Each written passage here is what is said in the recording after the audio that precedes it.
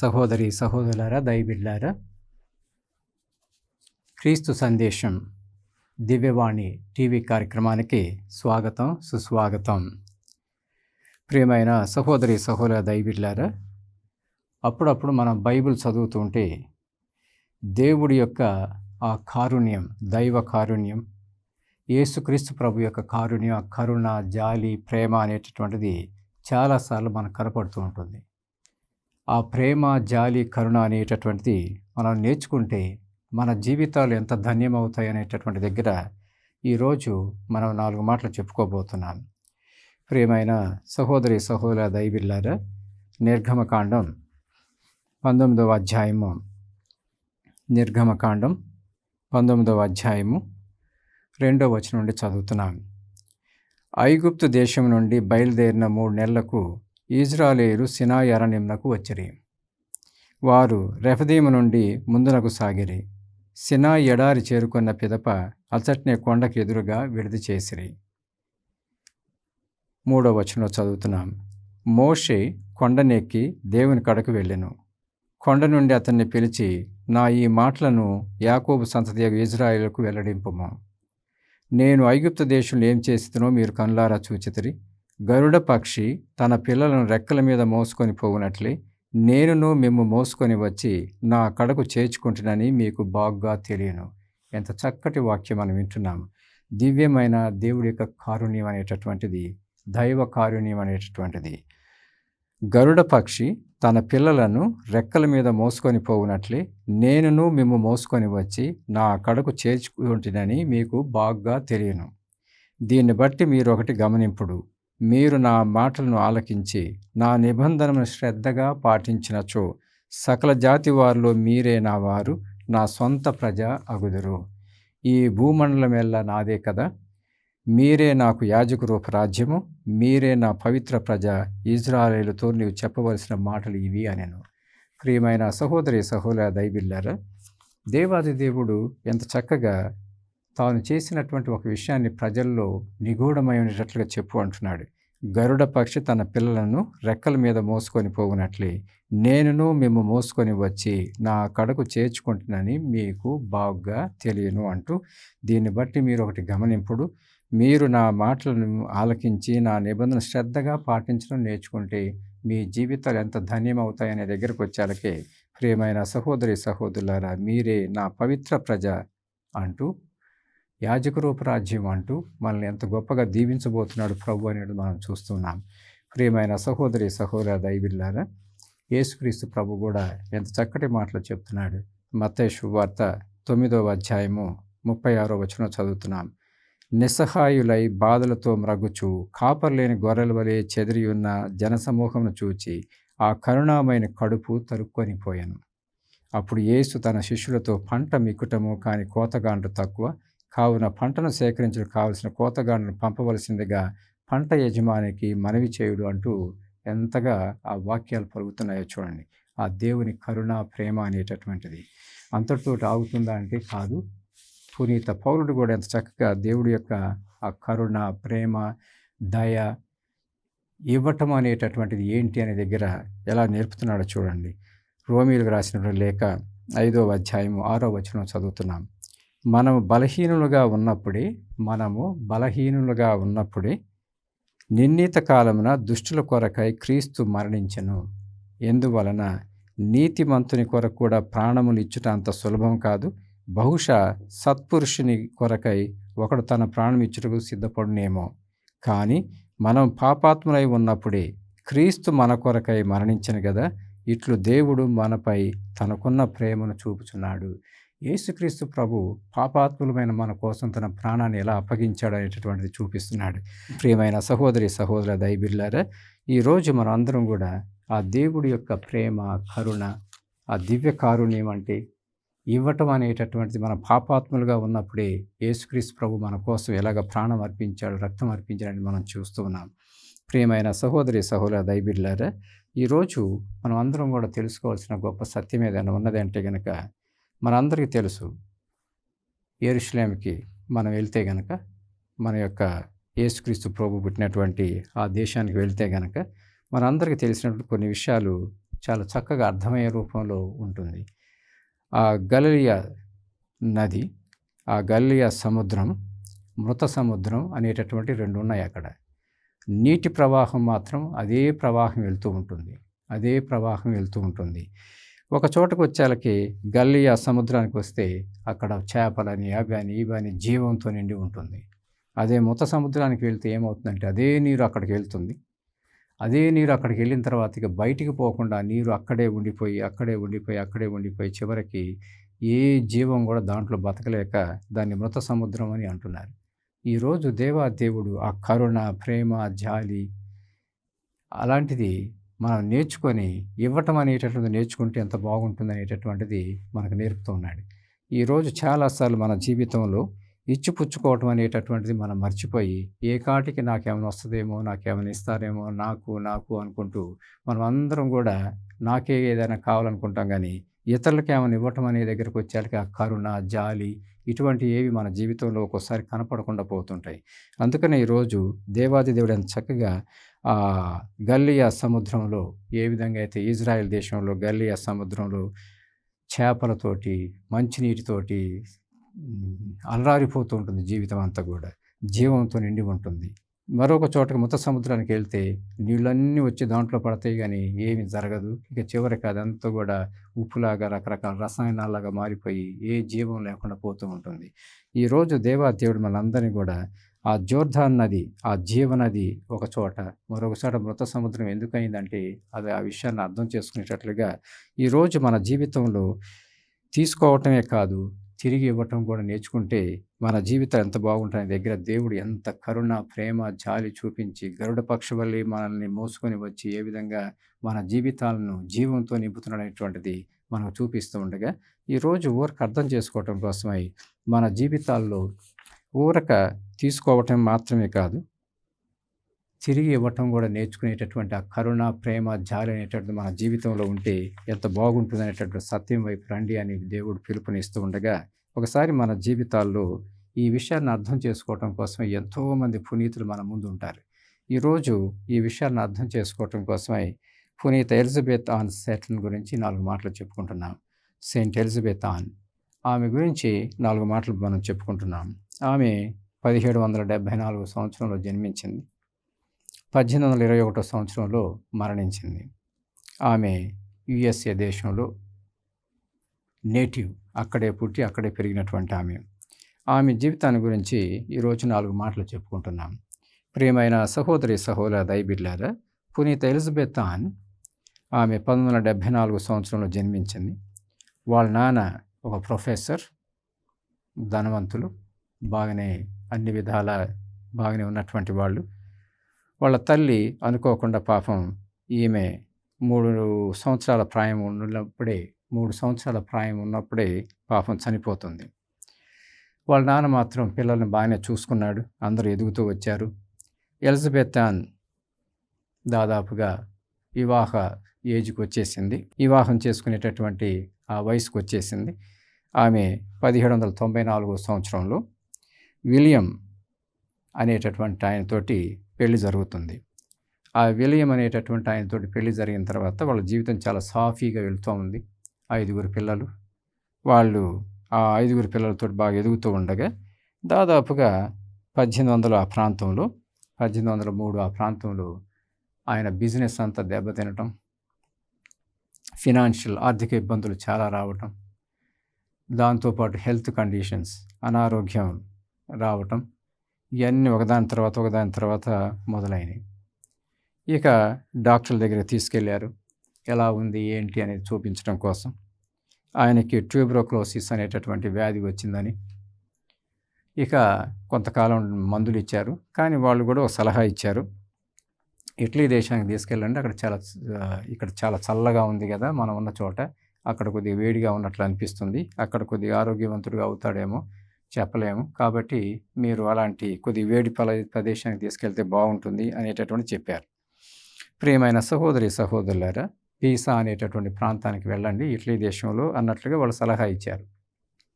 ఇక ఆ రోజుల్లో 1803 సంవత్సరంలో ఇటలీ దేశానికి ఈ కుటుంబం వెళ్తుంది.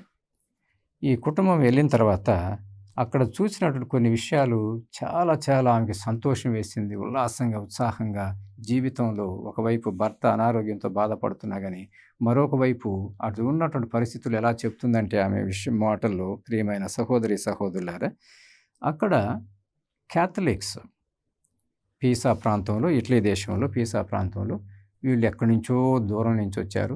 అమెరికా దేశం నుంచి. పాపం ఇటాలియన్ భాష రాదు వాళ్ళకి. ఇటువైపు వీళ్ళకి ఇంగ్లీష్ సరిగా రాదు. అయినా కానీ ఆ ప్రేమ ఆప్యాయతలు వాళ్ళు చూపించి, ఒకసారి మా చర్చికి రండి అనే ఒక ఇన్విటేషన్, ఆహ్వానాన్ని కూడా ఇస్తారు.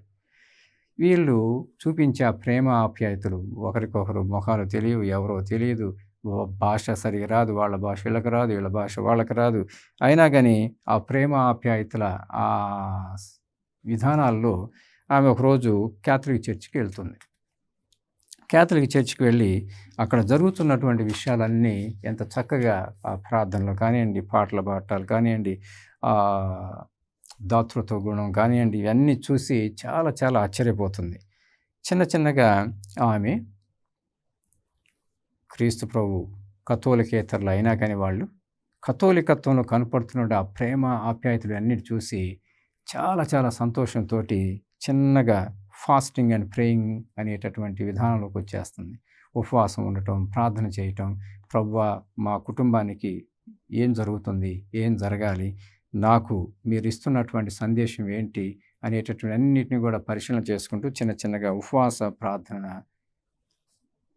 కాలం గడవటం మొదలుపెట్టింది.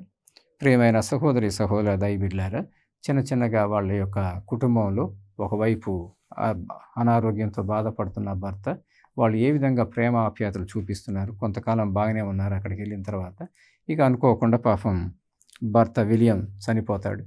చనిపోయిన తర్వాత కూడా అక్కడున్న కథోలికులందరూ కూడా ఎంత ప్రేమ ఆప్యాయత, నువ్వేం బాధపడబాకు, చక్కగా మేము అన్నీ చూసుకుంటాము, ఏం జరగదులే అంటూ చక్కగా ఎలా సమాధి చేస్తారు, ఎలాగా వాళ్ళని తీసుకెళ్తారు, ఇవన్నీ కూడా కార్యక్రమాలన్నీ ఎంత చక్కగా చేపిస్తారు. ఇవన్నీ చూసిన తర్వాత ఆమె, ప్రియమైన సహోదరి, సహోదరులారా, చాలా చాలా సంతోషంతో నిండిపోయి ఉన్నది. ఒకవైపు భర్త చనిపోయినా కానీ దేవుడి యొక్క చిత్తం అనేటటువంటిది ఆమె తెలుసుకొని, ఇక ఒకవైపు భర్త చనిపోయేటటువంటి దుఃఖం, మరొక వైపు అక్కడ జనాలు కథోలికులు ఎంత చక్కగా వాళ్ళని చూసుకుంటున్నారనేటటువంటి దాంట్లో సంతోషంతో నిండి ఉన్నది. ప్రియమైన సహోదరి, సహోదరులారా, కొద్ది క్షణాలు విరామం తీసుకుందాం.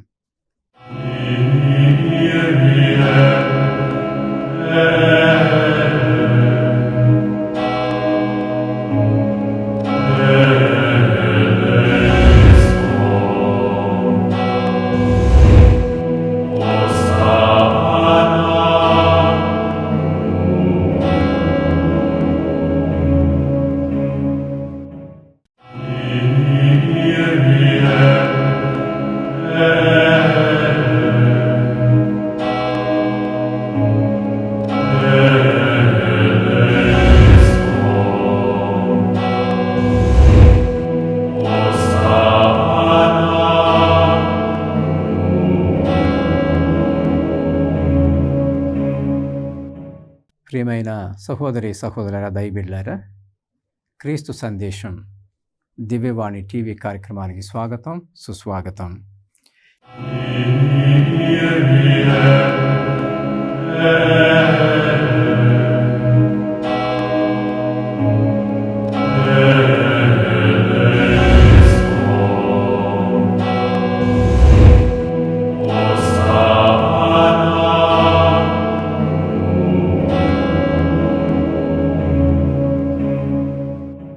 ప్రియమైన సహోదరి, సహోదర దైవబిడ్డలారా, ఈరోజు మనం అందరం కూడా దేవుడి యొక్క ప్రేమ, కారుణ్యం, వాటిని గురించి మనం చక్కగా చెప్పుకుంటున్నాం. మరీ ముఖ్యంగా ప్రభు ఏ విధంగా వాళ్ళ జీవితాల్లో ఇజ్రాయెల్ ప్రజలందరినీ ఒక దగ్గరికి పిలిపించి ఎంత చక్కటి మాట చెబుతూ, గరుడ పక్షి తన పిల్లలను రెక్కల మీద మోసుకొని పోవునట్లే నేనును మేము మోసుకొని వచ్చి నా అక్కడకు చేర్చుకుంటుని అంటూ ఎంత చక్కగా దేవాదేవుడి యొక్క ప్రేమ, కరుణ, జాలి చూపిస్తూ, నేను ఇచ్చినటువంటి ఆ జీవిత విధానం మీరు నేర్చుకొని పాటించడం మొదలు పెడితే మీరే నా యాజక రూపము, మీరే నా పవిత్రమైన ప్రజ అనేటువంటిది ఎంత చక్కగా చెప్తున్నాడు. ఈరోజు మనం యేసుక్రీస్తు ప్రభు ఏ విధంగా తన జీవితాన్ని అర్పించాడు, మనం పాపాత్మలో అయి ఉండగానే మనం అందరం కూడా నిత్య జీవాన్ని పొందుకునేలాగా తన జీవితాన్ని అర్పించడం చూస్తూ ఇవ్వటం అనేటటువంటిది కూడా దేవుడు ఎంత గొప్పగా కరుణ, జాలి, ప్రేమ అవన్నీ నింపుతూ ఉన్నాడనే దగ్గర మనం కూడా అలాంటి జీవితంలో ఉంటే ఎంత గొప్పగా దేవుడు దీవిస్తాడనేది మనం చూస్తూ ఉన్నాం. ప్రియమైన సహోదరి సహోదర దైవబిడ్డలారా, మనం చెప్పుకుంటున్నట్లుగా ఎలిజబెతాన్ పీసా అనే ప్రాంతం ఇటలీ దేశానికి వెళ్ళి అక్కడ కథోలికత్వంలో ఉన్నటువంటి ప్రేమ, ఆప్యాయతను చూసి నిజమైనటువంటి క్రైస్తవత్వం అంటే ఇది కదా అనేటటువంటి జీవిత విధానాన్ని చూసింది. ఉపవాసం ఉండటం అంటే ఏంటి? ప్రార్థనలో ఉండి ఎలాగా తమ కుటుంబం కోసం, తన చుట్టూ ఉన్నటువంటి వాళ్ళ కోసం ప్రార్థనలో దిగి ఉపవాసాలతో ఎలా ముందుకు వెళ్తుందో మనం చూస్తున్నాం. మనం అనుకున్నట్లు కొంతకాలం తర్వాత విలియం, ఎలిజబెత్ వాళ్ళకి హస్బెండ్ చనిపోవటం, అక్కడ ప్రజలు "నువ్వేం బాధపడబాకమ్మా, మేము అన్నీ చూసుకుంటాంలే" అని చెప్పి ఏ విధంగా సమాధి దగ్గరగా అన్నీ కూడా కార్యక్రమాలు చూసి వాళ్ళని ఎంత చక్కగా చూశారు. ఆ తర్వాత కొంతకాలం అక్కడే ఉండి ఇటలీ దేశంలో పీసా ప్రాంతంలోనే ఉండి ఆ తర్వాత తన సొంత ప్రాంతమైన అమెరికా దేశానికి వెళ్తుంది. వెళ్ళి ఆ ఉపవాస ప్రార్థనలో ఉన్నటువంటి ఆమె, నేను కూడా కథోలిక చర్చిలో బాప్తిసం తీసుకుంటే ఎంత బాగుంటుంది, కథోలిక చర్చిలో నేను కూడా బాప్తిసం తీసుకుంటే ఎంత బాగుంటుంది అనేటటువంటి ఆలోచనకు వచ్చి అక్కడ ప్యారిష్ ప్రీస్ట్ని కలిసి, విచారణ గురువుని కలిసి తనలో ఉన్నటువంటి ఆ ఆశను చెప్తుంది. అక్కడ అంతా కూడా సిద్ధం చేశారు. విభూది బుధవారం రోజు ఆమె బాప్తిసం పొందుకుంటుంది. ప్రియమైన సహోదరి సహోదర దైవబిడ్డలారా, చిన్నగా వాళ్ళ కుటుంబము కథోలికేతర కుటుంబం కాబట్టి వీళ్ళెందుకు కథోలికులు అయ్యారనేటువంటి ఆ భావంతో దూరం చేయటం మొదలుపెట్టారు. కొద్దిగా ఆర్థిక ఇబ్బందులు కొద్దిగా పెరిగినట్లు అనిపించింది. అయినా కానీ ఆమె దేవుడి యందు విశ్వాసం ఉంచి ఆ గొప్ప జీవితం వైపు వెళ్ళాలనే తపనతో వెళ్తోంది. చిన్నగా అప్పుడప్పుడు ఆమె సిస్టర్స్ని చూడటం, అమ్మగారులను చూడటం, అక్కడ వీళ్ళందరిని చూసిన తర్వాత ఆమె అడుగుతుంది, ఎవరు వీళ్ళందరూ కూడా అంటే, వీళ్ళు సిస్టర్సు, పెళ్లి చేసుకోకుండా దేవుడి యొక్క సేవలు ఎలాగ ఉంటారు అనేటువంటి విషయాలను చెప్తూ ఉన్నారు. చెప్తూ ఉండగా ఆమె కూడా ఒకరోజు చిరునవ్వుతోటి ఫాదర్ దగ్గరికి వెళ్ళి, నేను కూడా అట్లా సిస్టర్ కావచ్చా అని అడుగుతుందండి. నేను కూడా అట్లా అమ్మగారు కావచ్చా అని అడుగుతుంది. ఇక ఆ ఫాదర్ నవ్వి వాస్తవాలు చెప్తూ, ఎవరైనా కావచ్చు, అయితే కొన్ని కారణాలు నీకు పెళ్ళి అవ్వటం వల్ల అవన్నీ ఉండడం వల్ల కొద్దిగా బిషప్ గారికి చెబితే అన్నీ కూడా ఒప్పుకుంటారు అనే విషయాలని చెప్పారు. అంతా సర్దిద్దుకున్న తర్వాత ఆమె ఏ విధంగా అమ్మగారు అవ్వాలనేటువంటి తపన, ఆమెలో ఉన్నటువంటి ఆ తపనతో అమ్మగారు అవుతుంది అనేటటువంటి కూడా మనం చూస్తాం. ప్రియమైన సహోదరి సహోదర దైవబిడ్డలారా, చిన్నగా ఆమె ఏం చేస్తుందో తెలుసా? ఇక హాస్పిటల్స్ని పెట్టించడం, ఫ్రీ ఎడ్యుకేషన్ అంతా కూడా విద్య అనేటువంటిది అక్కడ అమెరికా దేశంలో ఉన్నా కానీ పాపం లోకల్స్కి, ప్రాంతీయ ప్రజలకి ఈ ఎడ్యుకేషన్ సరిగా లేక, విద్య సరిగా లేక ఎలాగ వెనకబడిపోయి ఉన్నారు. వాళ్ళందరూ కూడా స్కూల్స్ పెడితే ఎట్లా ఉంటుంది అనేటటువంటి ఆలోచనతోటి స్కూల్స్ పెట్టడం, హాస్పిటల్స్ని పెట్టడం, వీటన్నిటిలో ముందుకు వెళ్తున్నది. ఆమె జీవితం చిన్నగా చూసి ఎంతోమంది మేము కూడా సిస్టర్స్ అయితే బాగుండు అనేటటువంటి ఆలోచనతోటి ఏ విధంగా సిస్టర్స్ అవ్వటానికి వచ్చారు. ఆమె ఒక కాంగ్రిగేషన్ స్టార్ట్ చేసింది. ఏ విధంగా ఆమె యొక్క కాంగ్రిగేషన్ స్టార్ట్ చేసి తన జీవితంలో దేవుడి కోసం, దేవుడి మహిమ కోసం అన్నట్లుగా గొప్ప కార్యాలు చేయాలని తపనతోటి వెళ్తూ ఉన్నది. ప్రియమైన సహోదరి సహోదర దైవబిడ్డలారా, ఆమె జీవితాన్ని చూస్తున్నప్పుడు చాలామందికి విచిత్రం వేసేది ఏంటంటే, వాళ్ళ సొంత కుటుంబీకులే వచ్చేసి మేము కూడా కథోలికులు అవుతాము అనేటటువంటి విషయానికి వచ్చారు. అనారోగ్యాలతో బాధపడుతున్నారు. వాళ్ళ కోసం నేను ప్రార్థన చేస్తానని చెప్పింది. ప్రార్థన చేస్తూ ఉండగా వాళ్ళు స్వస్థతలు పొందుకోవటం, ఆ తర్వాత వాళ్ళు కూడా కథోలికులు అవ్వటం, ఇది చూసి మిగతా వాళ్ళు వీళ్ళను కూడా గెంటివేయటం, ఆయన బయటికి వెళ్ళిపోయినా కానీ వాళ్ళు ఏ విధంగా ధైర్యంగా, సాహసంగా కథోలిక విశ్వాసంలో ఎదగటం అనేటటువంటిది మనం చూస్తూ ఉన్నాం. ప్రియమైన సహోదరి సహోదర దైవబిడ్డలారా, ఇలాంటి జీవితంలో ముందుకు వెళ్తూ ఉండగా ఆమె నేర్చుకున్నటువంటి కొన్ని విషయాల్లో ఫ్రీ ఎడ్యుకేషన్ పిల్లలకి ఇవ్వటం, హాస్పిటల్స్ పెట్టించడం, సేవ చేయటం అనే దాంట్లో, ప్రార్థన చేయటం అనే దాంట్లో ఎలాగ చాలామందిని ఎదిగించడం మొదలు పెడుతున్నది. ప్రియమైన సహోదరి సహోదర దైవబిడ్డలారా, మొట్టమొదటి అమెరికాలో పుట్టి అమెరికాలో పెరిగినటువంటి వాళ్ళల్లో పునీత పట్టణం ఎవరికైనా కట్టారు అంటే కనుక ఎలిజబెత్ ఆన్కి. ఆమె పునీతురాలైంది చనిపోయిన తర్వాత. ఎన్నెన్నో అద్భుతాలు జరుగుతూ ఉన్నాయి. అలాంటి అద్భుతాల్లో ఈరోజు ఊరక అర్థం చేసుకోవటం కోసం ఓనెయిల్ అనేటటువంటి చిన్న అమ్మాయి, 4 ఏళ్ల వయసు, ఆ వయసులో ఆమెకి ల్యుకేమియా వ్యాధి వచ్చి డాక్టర్లు ఇయ్యాలో రేపు చనిపోతుంది, ఇంకా లాభం లేదన్నటువంటి ఆ పరిస్థితుల్లో అక్కడ ఉన్నటువంటి వాళ్ళు ఎలిజబెత్ అనే ఆమెకు మీరు ప్రార్థన చేయమని, ఆమె మధ్యవర్తిత్వ ప్రార్థన కోసం అడగండి, పోయి ప్రార్థన చేసుకోండి, దేవుడు దయచేస్తే తప్పకుండా స్వస్థత కలుగుతుంది అనేటటువంటి చెప్తారు. వాళ్ళు వెళ్ళి ప్రార్థన చేసుకొని తిరిగి వచ్చిన తర్వాత రెండో రోజే ఏ విధంగా ఈ అమ్మాయి కోలుకుంటుంది, చిన్న చిన్నగా వ్యాధి అంతా పోయింది, ఏ విధంగా ఆరోగ్యవంతురాలుగా తయారైంది. అంతేకాదు 1959, 1975 సంవత్సరాల్లో ఎలిజబెత్ ఆమెకు క్యాననైజేషన్ పునీత పట్టం కట్టేటప్పుడు ఈ అమ్మాయికి 27 ఏళ్ల వయసు. ఈ అమ్మాయి అక్కడికి వెళ్ళి రోమ్ నగరానికి వెళ్ళి సాక్ష్యం చెప్తుంది. చిన్నగా ఉన్నప్పుడు మా తల్లిదండ్రులు నేను లుకేమియా అనేటువంటి వ్యాధితో బాధపడుతున్నప్పుడు ఎలా ప్రార్థన చేశారు, ఈ ప్రార్థన మధ్యవర్తిత్వం ద్వారా ఎలిజబెత్ ఆన్ ద్వారా నా జీవితం ఏ విధంగా స్వస్థత కలిగింది అనేటటువంటిది అందరి ముందు అంత గొప్ప సాక్ష్యం రోమ్ నగరంలో చెప్తూ ఉన్నది. ప్రియమైన సహోదరి దైవబిడ్డలారా, ఇలాంటి సాక్ష్యాలు ఎంతోమంది చెప్తున్నారు. ఒక యాక్సిడెంట్ అయిన అబ్బాయి దాదాపుగా తల అంతా కూడా ఇదైపోయి ఇక బతకడు, మెదడంతా పాడైపోయింది అనేటటువంటి ఆ సమయాల్లో కూడా అక్కడ కూడా వాళ్ళు ఏ విధంగా అయితే ప్రార్థన చేయండి, ఆమె మధ్యవర్తిత్వం ద్వారా స్వస్థత కలుగుతుంది అనేటటువంటి విషయాలు, ఆ బిడ్డ కోసం ప్రార్థన చేస్తే ఏ విధంగా అన్ని గాయాలు పక్కకి వెళ్ళిపోయి స్వస్థత పొందుకొని ఏ విధంగా సాక్ష్యం చెప్తున్నాడు. ఆ అబ్బాయి కూడా అక్కడికి వెళ్ళి ఏ విధంగా సాక్ష్యం చెప్తున్నాడు అనేటటువంటి మనం చూస్తూ ఉన్నాం. ప్రియమైన సహోదరి దైవబిడ్డలారా, అలాగనే ఎంతోమంది సిస్టర్స్ వాళ్ళు వీళ్ళు ఆమెలో ఉన్నటువంటి పవిత్రతను చూసి ఏ విధంగా ఎదుగుతున్నారని మనం చూస్తున్నాం. ప్రియమైన సహోదరి దైవబిడ్డలారా, ఈరోజు ప్రభువు చెప్తున్నటువంటి కొన్ని విషయాలు మనకు అర్థమైతే గనక ఎంత చక్కగా మన జీవితాలు అభివృద్ధి పదంలోకి వస్తాయి అనేటటువంటి విషయాన్ని ఈరోజు మనకు గుర్తు చేసుకుంటే గనక, మరీ ముఖ్యంగా ఇందాక మనం చదువుకున్నట్లు నిర్గమకాండం 19వ అధ్యాయంలో ఐగుప్తు దేశం నుండి బయలుదేరిన 3 నెలలకు ఇశ్రాయేలీయులు సినాయి అరణ్యమునకు వచ్చరి. వారు రెఫదీము నుండి ముందునకు సాగిరి. సినాయి ఎడారి చేరుకున్న పిదప అచ్చటనే కొండకెదురుగా విడిది చేసిరి. మోషే కొండపైకి వెళ్ళిన తర్వాత దేవుని కడకు వెళ్ళెను. దేవుడు కొండ నుండి అతన్ని పిలిచి, నా ఈ మాటలను యాకోబు సంతకు ఇజ్రాయేల్ ప్రజలకు వెల్లడింపము. నేను ఐగుప్తు దేశంలో ఏం చేస్తున్నో మీరు కళ్ళారా చూచితిరి. గరుడ పక్షి తన పిల్లలను రెక్కల మీద మోసుకొని మేము మోసుకొని వచ్చి, అలాగా ఆ ప్రేమ ఆప్యాయతలు ఎలాగునేది ఎంత చక్కగా చూపిస్తున్నాడు అక్కడ. గరుడ పక్షి తన పిల్లలను రెక్కల మీద మోసుకొని పోవునట్లే మేము మోసుకొని వచ్చి నా కడకు చేర్చుకుంటానని మీకు బాగా తెలియను. దీన్ని బట్టి మీరు ఒకటి గమనింపుడు, మీరు నా మాటలను ఆలకించి నా నిబంధనను శ్రద్ధగా పాటించినచో సకల జాతి వాళ్ళు మీరే నా వారు, నా సొంత ప్రజ అగుదురు అంటున్నాడు.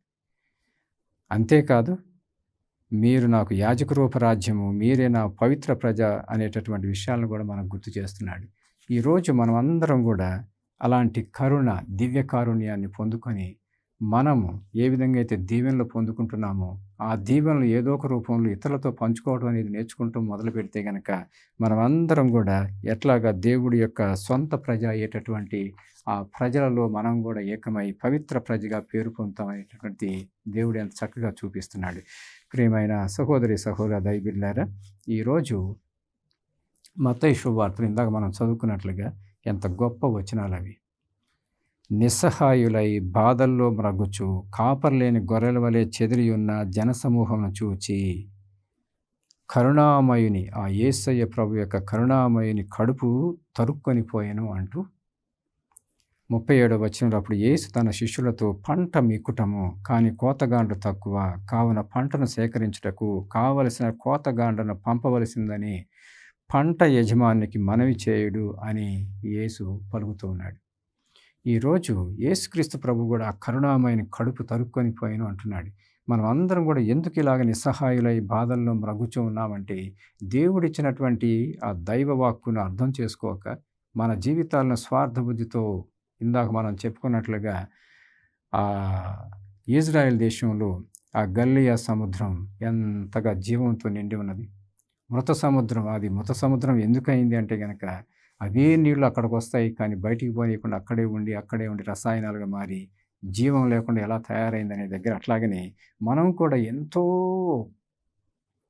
దేవుడి యొక్క కరుణను, ప్రేమను పొందుకుంటున్నాం. ఆయన వరాలతో నింపబడుతున్నాము.